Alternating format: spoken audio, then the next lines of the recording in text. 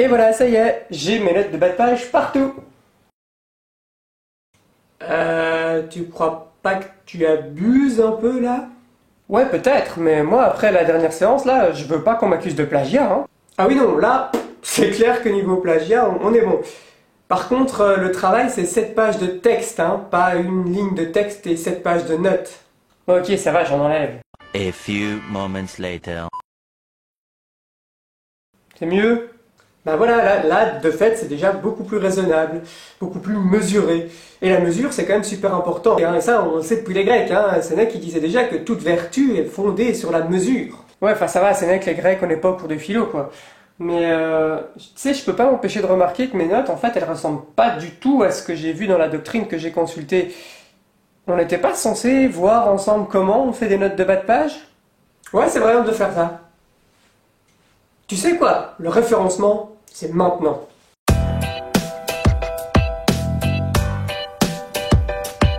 Avant d'entrer dans le vif du sujet, et donc de voir ensemble différents modes de référencement, on peut se poser une question à un niveau un peu plus fondamental. Finalement, pourquoi le référencement? Pourquoi est-ce qu'on doit référencer ses sources? Le plagiat! C'est pour éviter le plagiat. Oui, c'est vrai, il y a le plagiat, mais j'avoue que je commence à m'inquiéter pour ta santé mentale. Cette obsession pour le plagiat me semble pas super saine. Non, vous avez des machines, des algorithmes, vous allez trouver le plagiat, vous le traquerez. Si on met de côté la question du plagiat, du moins pour le moment, on peut dire que la question du référencement, et donc des modes de référencement et des règles de référencement, répond en réalité à une quadruple exigence de la recherche. D'abord, il y a une exigence d'excellence, quoi qu'on puisse penser du terme en lui-même. La rédaction d'un travail universitaire ou d'une étude juridique va nécessiter de la part de l'étudiant ou de l'étudiante qu'il ou elle s'assure de la véracité, de la justesse de ses propos. Cela va donc impliquer de votre part, vous le savez, que vous meniez des recherches qui vont vous permettre de comprendre mieux votre sujet, mais aussi de mieux l'expliquer, et surtout de l'expliquer correctement. Plus vous allez consulter de sources, plus vous allez mener de recherches approfondies, plus votre travail sera crédible. Et sans cet adossement à l'existant, c'est-à-dire sans vous fonder sur des recherches menées selon les mêmes règles par des juristes avant vous, eh bien vous vous exposez à ce que votre travail soit disqualifié auprès de la communauté des juristes, mais plus pragmatiquement auprès de votre assistant. Et ça c'est gênant, puisque c'est votre assistant qui vous donne une note à la fin du TP. Ensuite, il y a dans la droite ligne du principe d'excellence que nous venons d'évoquer, un principe de rigueur scientifique. Pour s'assurer de la crédibilité d'une étude juridique, eh bien, il faut se fonder sur une démarche particulière et donc obéir à un certain nombre de règles. Ces règles forment ce que l'on appelle la démarche scientifique. Et c'est précisément cette exigence de rigueur scientifique qui va nous permettre de différencier, par exemple, une étude doctrinale, donc à portée véritablement scientifique, d'un billet d'humeur ou d'une carte blanche publiée dans un journal quotidien. Et donc, quand vous lisez une carte blanche de Vincent de Corbitaire, d'Anne-Emmanuel Bourgault ou de Céline Romainville, publiée dans Le Soir, dans La Libre ou sur un site internet d'un centre de recherche, eh bien, vous ne lisez pas une production scientifique. Vous lisez une carte blanche qui ne cite pas forcément ses sources, dans laquelle on ne voit pas figurer des notes de bas de page, etc., etc. Et donc, puisque ces textes ne respectent pas toutes les règles de la recherche ou de la démarche scientifique, on ne peut pas les considérer comme scientifiques, ils ne répondent donc pas à cette exigence de rigueur scientifique. Troisième exigence de la recherche scientifique, une exigence de falsification. Dès lors que vous êtes transparent sur les sources qui vous permettent d'étayer votre propos, eh bien vous allez offrir à votre lectorat, la communauté des juristes pour une étude de doctrine ou votre assistant dans le cadre de votre travail, la possibilité de falsifier votre étude, c'est-à-dire finalement de la critiquer. En effet, puisque vous allez référencer vos sources et que vous allez les référencer correctement, il sera facile pour votre lecteur d'aller retrouver ces sources-là et de les consulter à son tour pour s'assurer du bien fondé de vos propos. Par conséquent, on pourra facilement s'assurer que les sources que vous avez consultées disent bien ce que vous leur faites dire dans votre travail.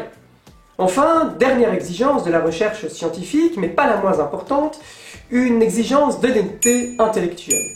En effet, il n'est pas permis de s'approprier les idées d'autrui ou de faire passer les idées d'un autre comme étant ses propres idées.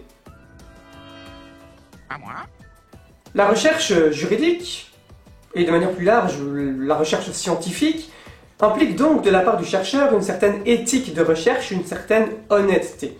Et cette éthique et cette honnêteté sont d'ailleurs protégées par toute une série de règles, dont les règles relatives au plagiat et à la contrefaçon que nous avons déjà évoquées dans une précédente séance. Puisque l'exercice qu'on vous demande dans le cadre du cours de méthodologie, c'est-à-dire de rédiger une étude juridique descriptive, c'est un exercice de recherche scientifique, eh bien vous allez devoir vous conformer à cette quadruple exigence de la recherche.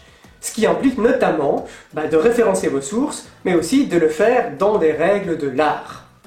Pourquoi? Enfin, je veux dire, même si je mets pas les bons mots en italique, si on peut quand même trouver ma source, ça devrait suffire, non? Non. C'était quoi ça? Ça c'était le jingle pour les bêtes questions.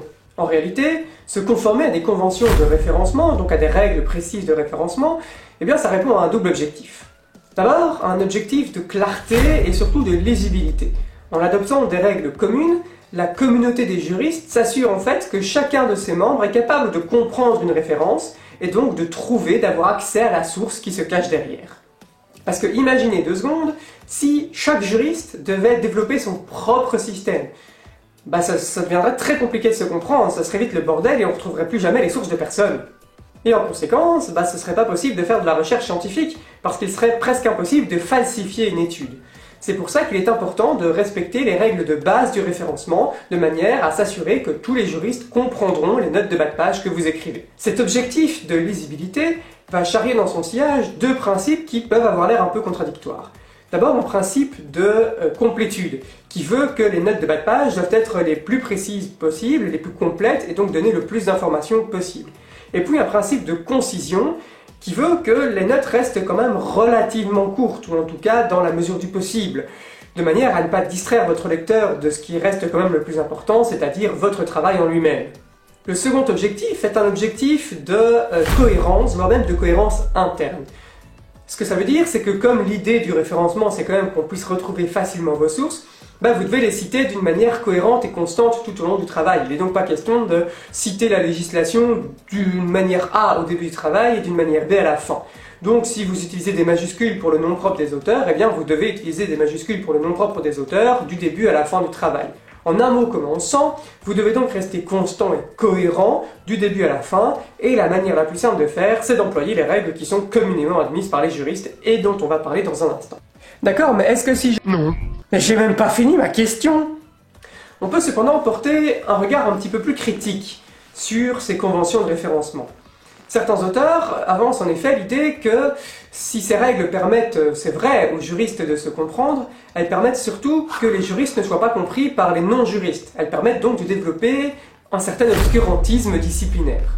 En d'autres termes, dans une vision peut-être un peu plus critique de la méthodologie juridique, on peut réellement s'interroger sur la question de savoir si le fait d'employer des abréviations comme celle-ci ou celle-là, ça ne participe pas à un désir, à une véritable volonté de se rendre incompréhensible aux yeux des gens qui ne partagent pas nos codes.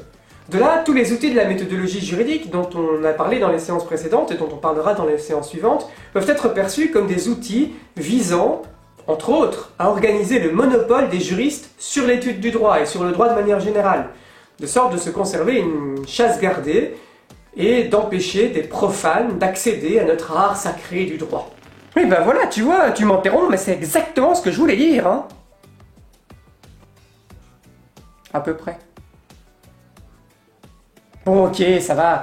En fait, je voulais juste savoir quelles étaient les règles que je dois respecter dans mon travail. Alors, je vous rassure, ça, on va pas le faire là, maintenant, en vidéo, comme ça. Je vais pas vous expliquer, alors, le nom de l'auteur se met en majuscule, mais le titre de l'ouvrage se met en italique, etc. Ça risque d'être aussi ennuyeux pour moi à expliquer à voix haute que pour vous à écouter. Ce que vous allez devoir faire pour prendre connaissance de ces conventions de référencement, c'est tout simplement poursuivre la leçon sur l'université virtuelle. Vous allez y trouver, dans les pages qui suivent, un texte qui reprend les principales hypothèses de référencement des principaux types de sources du droit, avec chaque fois des petits exercices pour vérifier votre compréhension. Alors si jamais ça ne vous suffit pas, et que vous avez des questions supplémentaires, n'oubliez pas qu'il y a un forum sur l'UV dans lequel vous pouvez poser vos questions et je tâcherai d'y répondre. Et si vous avez besoin d'informations encore plus précises et complètes ou plus spécifiques que ce qu'il y a sur l'université virtuelle, eh bien vous pouvez vous référer au guide des références et des abréviations juridiques qui est disponible dans la partie ressources sur l'université virtuelle.